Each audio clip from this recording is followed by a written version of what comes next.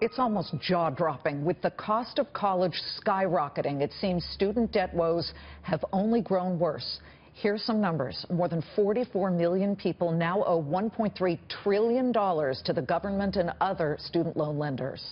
President Trump's plan involves loans being forgiven if debtors adhere to a 15-year plan. Let's let Sheila parse it. Sheila, what do you think of the Trump plan, which the way I read it is if you pay for 15 years and you're basically a good borrower, you're going to get a benefit. Right. Is this a solution? Right. Well, I think it's a step in the right direction. I think we should just convert completely what we call income share agreement so that you just scrap this idea of debt and debt forgiveness completely.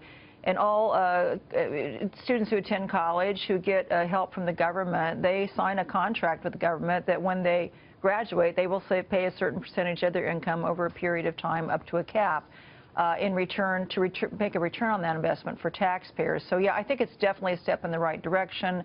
It's still debt, though.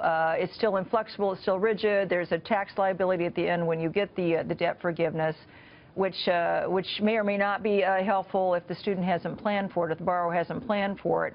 It also, because it's debt and it's debt forgiveness, it raises issues of equity with those who are paying their student loans and are not giving that benefit, which is why I think just scrapping debt and going to an income share contract, this is the kind of thing that Purdue is pioneering. Mitch Daniels, we're looking at it at Washington College as well. Ultimately, I'd like to see the government go in that direction as well. It almost seems a step in the right direction. We are rolling toward the edge of a very high cliff, though. We have indentured servitude when it comes to some people who are now in their 50s or 60s, and this student loan nut has grown into a gigantic tree. Yes.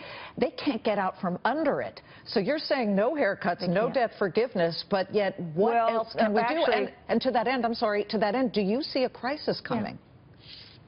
So I'm not exactly saying that. I'm saying just scrap the whole idea of debt. The problem with the income-driven repayment plans we have now, and I don't know if Mr. Trump wants to build on those and scrap those, I hope he does, is because you're paying a percentage of your income, but frequently the payment's so low that your debt, your principal amount on your loan is actually getting bigger, which gets these people farther and farther into trouble. I'm saying scrap it.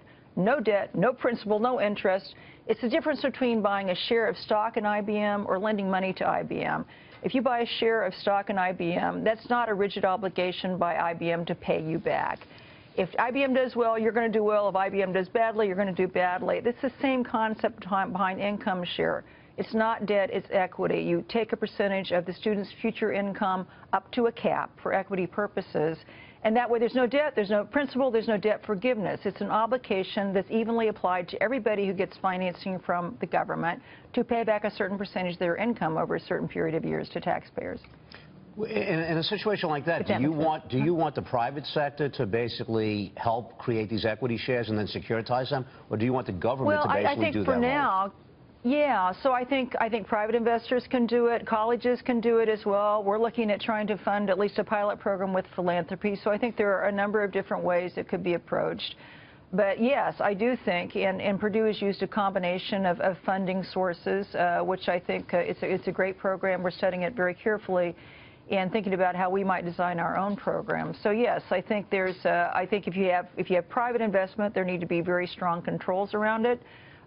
Some oversight, smart, simple oversight, but you do need some oversight. You're dealing with a vulnerable population to make sure students understand exactly what they're signing, and there's full transparency. But I also think colleges have a role in providing this. It'd be good use for some college endowments, especially these billion-dollar endowments. We could use that. I would have invested in you when you were down at Cal Berkeley. I would have had I would have invested in Liz in the equity. You would have made a lot of money. Sheila, I would have invested in you as well. Exactly. Sheila, it's great to see you. Thank you very much. Nice to see you. Former FDIC Chair Sheila Bair. More Wall Street Week right after this.